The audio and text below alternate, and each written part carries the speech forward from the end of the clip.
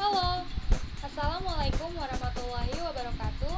Di sini kami akan menjelaskan tentang peran dan dampak media sosial terhadap sistem komunikasi.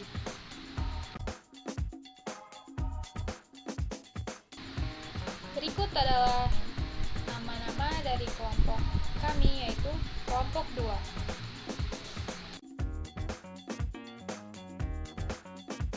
Ya baiklah, di sini saya akan menjelaskan tentang sistem komunikasi.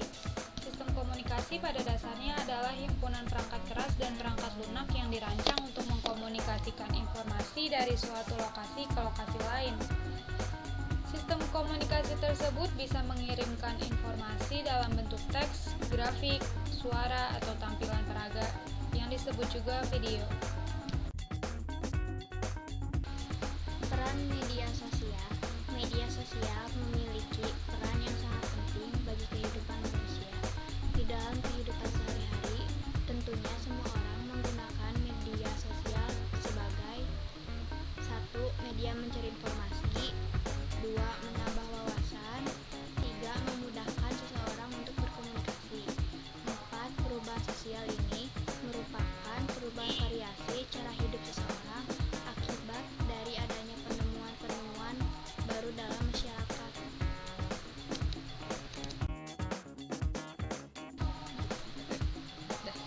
Dampak sosial media terhadap komunikasi. Yang pertama, dampak positif. 1. Sumber informasi lebih mudah dan cepat didapatkan. Yang kedua, ada transparan. 3. Media komunikasi dengan jangkauan luas, kemudahan penggunaan, dan biaya yang relatif murah. 4. Dapat memudahkan dalam bertukar data ataupun informasi. 5. Ajang promosi dengan jangkauan luas, kemudahan penggunaan, murah namun terfokus.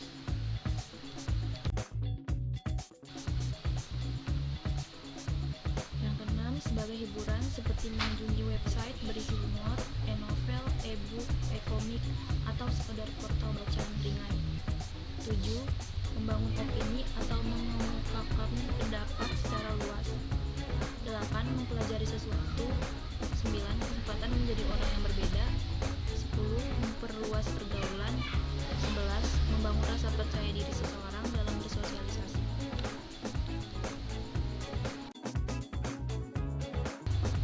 Berikut adalah dampak negatif dari peran dan dampak sosial media terhadap sistem komunikasi. Yang pertama, terjadinya kesenjangan informasi.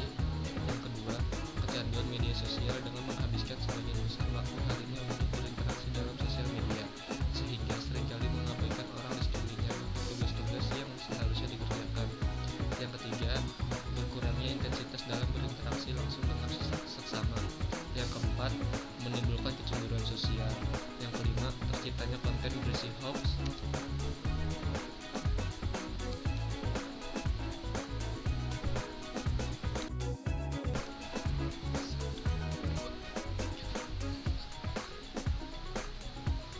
Yang keenam, menciptakan identitas baru yang sama sekali tidak sesuai dengan identitas diri. Yang ketujuh, pencurian identitas, misalnya dengan membuat akun Facebook seorang artis dan membuatnya seolah-olah menjadi artis tersebut. Yang kedelapan, pencurian penyalahgunaan data seperti foto, dokumen, dan lain-lain. Yang kesembilan, konsumtif, menjadi tertarik dengan berbagai iklan dan melakukan pembelian menggunakan kartu kredit tanpa berpikir panjang. Yang kesepuluh, mempermudah penyebaran malware.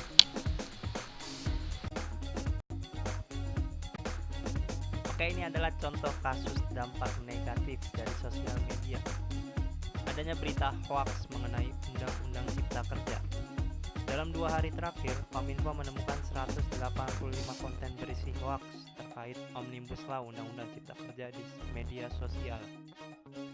Sebanyak 185 hoaks itu tersebar di berbagai platform, diantaranya Facebook, Twitter, Instagram, dan TikTok. Kominfo kemudian meminta platform-platform digital terus melakukan takedown terhadap 185 konten hoax tersebut. Dan untuk saat ini sudah ada 3 yang di takedown. Dalam rincian temuan tersebut, ada 18 isu hoax terhadap provokasi dan kekerasan terkait Undang-Undang Cipta Kerja. Menteri Kominfo Johnny G. Plate membantah Kominfo melakukan pemblokiran medsos terkait demo penolakan Omnibus Law Undang-Undang Cipta Kerja. Tidak ada berita-berita blokir-blokir itu hoax, kata Johnny Joni saat dihubungi wartawan Kamis 8 Oktober 2020. Joni juga mengatakan pihaknya hanya melakukan patroli cyber.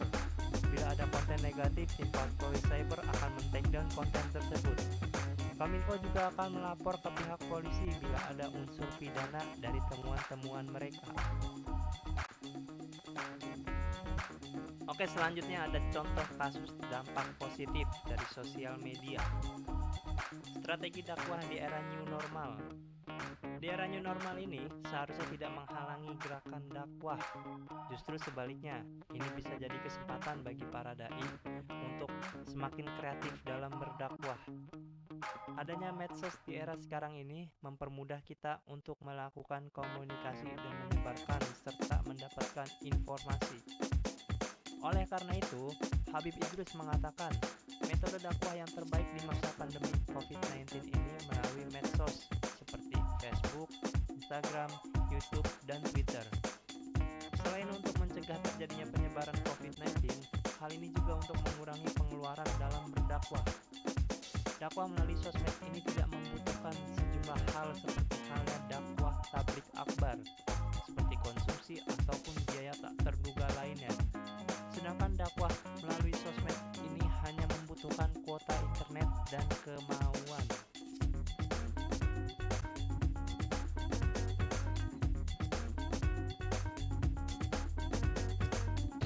Kesimpulan dari kasus di atas. Kasus negatif, media sosial memiliki peran penting dalam kehidupan sehari-hari, baik untuk berkomunikasi sampai mencari informasi. Tapi dalam penggunaannya kita harus berhati-hati karena dalam sosial media terdapat berita palsu, hoax, penipuan, dan kejahatan lainnya.